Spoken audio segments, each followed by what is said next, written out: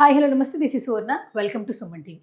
Right now నాతో పాటు laparoscopic laser surgeon Sridhar Reddy Kareddy right now నాతో పాటు ఉన్నారు. అసలు అల్సర్ సమస్యలు ఎందుకు వస్తాయి, అల్సర్ సమస్యలు రాకుండా ఉండాలంటే ఎలాంటి జాగ్రత్తలు తీసుకోవాలి మాట్లాడడానికి డాక్టర్ గారు రెడీగా ఉన్నారు, ఆయనతో మాట్లాడదాం. Hi sir. హలో అండి.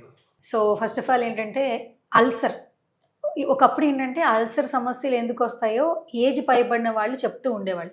అంటే అతిగా ఫుడ్ తీసుకున్నా, ఆయాసం వచ్చినా, బరువు ఎక్కువ అయిపోయినా, వయసు పైబడిన వాళ్ళలో ఎక్కువగా మనం చూస్తుండేవాళ్ళం. గ్యాస్ట్రిక్ సంబంధించిన సమస్యలు ఉన్న వాళ్ళకు కూడా అల్సర్ వస్తుందని వింటూ ఉంటాం. ఫుడ్ కూడా మసాలాలు, కారాలు ఇలాంటివి తీసుకున్న వాళ్ళలో అల్సర్ ఎక్కువ చూస్తుంటాం. ఈ మధ్య కాలంలో ఏజ్ డిఫరెన్స్ లేదు, అందరిలో మనం అల్సర్ చూస్తున్నాం. అసలు ఎందుకు అల్సర్ అనే వ్యాధి అన్ని విధాలా వ్యాపిస్తుందంటారు? సో అల్సర్ అంటే నథింగ్ బట్ పుండు. ఆ పుండు మన బాడీలో ఎక్కడైనా రావచ్చు, ఎక్కడ వచ్చినా దాన్ని అల్సర్ అని అంటుంటాము. మీరు ఇప్పుడు అడిగారు ఫుడ్ తినడం వల్ల వచ్చే అల్సర్. ఈ ఫుడ్ తినడం వల్ల వచ్చే అల్సర్ని మనం గ్యాస్ట్రిక్ అల్సర్స్ అంటుంటాం, లేదంటే పెప్టిక్ అల్సర్స్ అంటాం. అంటే స్టమక్లో ఉండే వాల్ దగ్గర, స్టమక్ లోపల ఉండే గోడ దగ్గర అల్సర్స్ ఫామ్ అయితే కనుక దాన్ని గ్యాస్ట్రిక్ అల్సర్స్ అని, పెప్టిక్ అల్సర్స్ అని, డ్యూడినల్ అల్సర్స్ అని అంటుంటాం. అదే ఒకవేళ డయాబెటీస్ వచ్చిన వాళ్ళకి, మోస్ట్ ఇంపార్టెంట్ ఇక్కడ, ఈ డయాబెటీస్ వచ్చిన వాళ్ళకి ఏంటంటే షుగర్ వ్యాధి వచ్చిన వాళ్ళకి కాళ్ళలో పుండ్లు చూస్తుంటాం, దాన్ని కూడా మనం అల్సరే అంటుంటాం అన్నట్టు. సో డయాబెటిక్ ఫుట్ అల్సర్ అనేది అయితే ఉందో ఇది చాలా ఇంపార్టెంట్. ఎందుకంటే ఈ డయాబెటీస్ ఈ మధ్యన చూసుకుంటే, నేను చదువుకునే 25 years బ్యాక్ కనుక చూసుకుంటే కనుక మేము అడిగే ప్రతి ఒక్క క్వశ్చన్ డయాబెటీస్ ఉందా అని అడిగే క్వశ్చన్ అబోవ్ 45-50 years ఏజ్ వాళ్ళకి అడిగేవాళ్ళం. బట్ ఇప్పుడు ఉన్న జనరేషన్ చూసుకుంటే 15 years అబోవ్ దాటిన తర్వాత మేము అడిగే క్వశ్చన్ ఏరియాలో కంపల్సరీ డయాబెటీస్ ఉందా అని అడుగుతున్నాం. అంటే 45-50 years నుంచి మనం 15 yearsకి దిగిపోయినాం. అంటే 30 ఏళ్ళు మనం దిగజారినాం. అంటే ఏంటంటే 30 years కంటే ముందే ఈ డిజీజ్ అనేది మనం ఐడెంటిఫై చేయగలుగుతున్నాం. అండ్ 30 years కంటే ముందే ఈ డిజీజ్ లోపలికి పడుతున్నారు. ఎందుకు అట్లా అంటే, ఒకటి ఊబకాయం కావచ్చు, అంటే ఒబేసిటీ కావచ్చు, లేకుంటే మనం తినే ఫుడ్ కావచ్చు, లేకపోతే మన లైఫ్ స్టైల్ ఉండొచ్చు, అండ్ వంశపారంపర్యంగా ఉండొచ్చు. దీనివల్ల ఏమవుతుందంటే డయాబెటీస్ అనేది ఎర్లీగా అటాక్ అవుతుంది. సో ఈ డయాబెటీస్ ఉన్న వాళ్ళకి ఏంటంటే మనము పెరిఫెరల్ న్యూరోపతి అంటాం. ఈ పెరిఫెరల్ న్యూరోపతి అంటే ఏంటి అంటే, కాళ్ళల్లో ఉండే ఈ నరాలు అంటారు కదా, అంటే బ్రెయిన్ నుంచి సప్లై అయ్యే నరాలు, ఆ నరాలు పనిచేయవు అన్నట్టు. దీనివల్ల ఏమవుతుందంటే వాళ్ళకు స్పర్శ అనేది తగ్గిపోతుంది. స్పర్శ తగ్గడం వల్ల మనం నడిచినప్పుడు మనకు స్పర్శ ఉంటుంది కాబట్టి మనకి ఏదైనా పుచ్చుకున్నా, లేకపోతే ఏదైనా దెబ్బ తగిలినా మనం ఐడెంటిఫై చేయగలుగుతాం. బట్ డయాబెటీస్ వాళ్ళకి ఐడెంటిఫికేషన్ ఉంటుంది, ఎందుకంటే కంప్లీట్ పెయిన్లెస్ ఉంటారు వాళ్ళు. మనం గిచ్చినా, సూదితో కూర్చున్నా వాళ్ళకి పెయిన్ తెలీదు. చివరికి ఎలా ఉంటారంటే వీళ్ళు, వాళ్ళకు పుండు అయిందని పక్కనోళ్ళు చూసి చెప్పేంత వరకు వాళ్ళు పుండు ఉందని కూడా తెలియదు.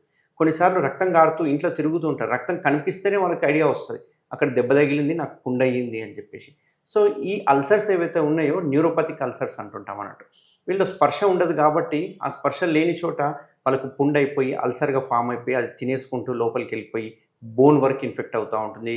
ఇట్లా డయాబెటీస్ ఉన్న వాళ్ళకి చాలామందికి మనం కాలు తీసేసే అవకాశాలు ఉంటాయి. ఎందుకంటే డయాబెటీస్ ఉన్న వాళ్ళకి బాగా ఐడియా ఉంది వాళ్ళకి ఎప్పుడు కాలు తీసేస్తారు, ఎప్పుడు మేము జాగ్రత్తలు తీసుకోవాలి అని చెప్పేసి. సో ఇట్లా డయాబెటిక్ అల్సర్స్ ఉన్న వాళ్ళకి నా తరఫున నేను ఒకటే రోజు ఏం చెప్తానంటే, మనకు ఫేస్ ఎంత ఇంపార్టెంటో సోల్ కూడా అంతే ఇంపార్టెంట్. చాలామంది చూడండి, మీరు డైలీ ఫేస్ చూసుకుంటారు, ఆయింట్మెంట్ రాస్తారు, క్రీమ్స్ రాస్తారు, ఏదైనా చేస్తారు. బట్ ఫుడ్కి ఎవరైనా ఒక్కరైనా ఏదైనా రోజు చేస్తారంటే ఏది చేయం. మనం చివరికి షూ వేసుకుని ఇంటికి వచ్చాక కడగడానికి కూడా ఇంట్రెస్ట్ చూపించాము ఓసారి. సో ఖచ్చితంగా మనము ఏదైతే ఫేస్ని ఎలా చూసుకుంటామో డైలీ ఖచ్చితంగా ఇంటికి వచ్చిన తర్వాత అక్కడ ఉన్న సోల్ని కూడా మనం డైలీ అబ్జర్వ్ చేయాలి, డైలీ సోల్ చూసుకోవాలి. ఎక్కడైనా క్రాక్స్ ఉన్నాయా దాన్ని కూడా మాయిశ్చరైజర్ రాయడం కావచ్చు, లేకుంటే చిన్న చిన్న క్రాక్స్ ఫామ్ అయిపోతే దాన్ని గీరేయడం కానీ ఇట్లాంటివన్నీ ఖచ్చితంగా చేయాలి. ఇట్లా చేయడం వల్ల ఏంటంటే ఫుడ్ కేర్ అనేది చాలా ఇంపార్టెంట్ ఇప్పుడున్న సిచ్యువేషన్లో కనుక చూస్తుంటే. సో డయాబెటీస్లో ఒబేసిటీ కానీ, లేకుంటే పెరిఫెరల్ న్యూరోపతి ఉంటే కనుక ఖచ్చితంగా అడ్రస్ చేసుకోవాల్సి వస్తుంది. దీనికి కొన్ని రెమెడీస్ కూడా నేను ఫర్దర్గా మీకు చెప్తాను. చాలామందికి అల్సర్ సమస్య వచ్చిందని తెలుసుకోవడమే చాలా లేట్ అవుతుంది. ఎందుకు అసలు లేట్ అవుతుంది? అసలు మనకు అల్సర్ వచ్చింది, అటాక్ అయింది మన బాడీకి అని మనం తెలుసుకోవడానికి ప్రధానంగా మనం గమనించవలసినటువంటి లక్షణాలు ఏంటంటారు? ఈ డయాబెటిక్ అల్సర్లో ఏంటి అంటే, పేషెంట్కి ఆన్ ఆఫ్ ది సడన్గా డయాబెటీస్ అల్సర్ ఈ రోజున రేపే రాదు, కొన్ని సంవత్సరాలు పడుతూ ఉంది. సో ఇక్కడ డయాబెటీస్ వచ్చిన వాళ్ళు ఖచ్చితంగా డైలీ ఫుడ్ కేర్ తీసుకోవాలి. అండ్ మోస్ట్ ఇంపార్టెంట్ ఏంటి అంటే, వాళ్ళు చాలామంది ఏంటంటే బయటికి వెళ్ళేటప్పుడు చెప్పులు వేసుకుంటారు, బట్ ఇంట్లో చాలామంది చెప్పులు వేసుకోరు.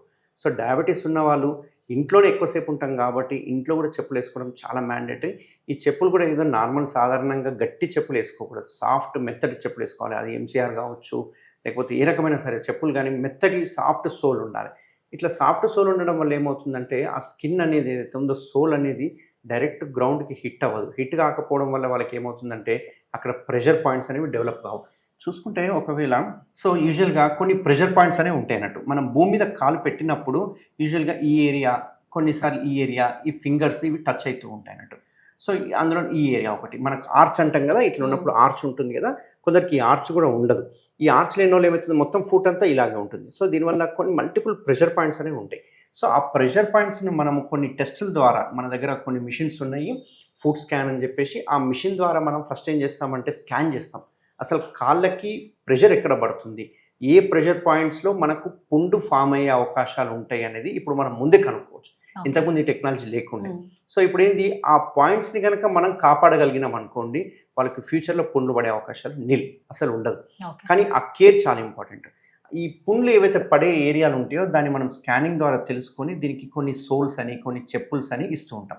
ఈ చెప్పుల్స్ అట్లా ఇవ్వడం వల్ల ఏమవుతుంది అంటే ఆ పాయింట్స్ అనేవి డైరెక్ట్గా భూమికి అనేది హిట్ అవ్వదు. హిట్ అవ్వకపోవడం వల్ల వాళ్ళకి అల్సర్ అనేది ఫామ్ అయ్యే అవకాశాలు ఉంటాయి, కాకుండా ఉంటాయి. అండ్ రెండవది ఇంపార్టెంట్ ఏంటి అంటే ఖచ్చితంగా మాయిశ్చర్ రాయడం కానీ, ఆనెలు అంటుంటాం, కార్న్ అంటుంటాం, కొందరికి కెరటినైజేషన్ అంటాం దాన్ని, అంటే స్కిన్ ఓవర్ గ్రోత్ అవుతుంటుంది. అట్లా అయిన చోటనే అల్సర్స్ అనేవి ఫామ్ అయ్యే అవకాశాలు ఉంటాయి. అట్లాంటి ఆనెలు ఉంటే ఎటువంటి పర్సన్ నెగ్లెక్ట్ చేయకండి.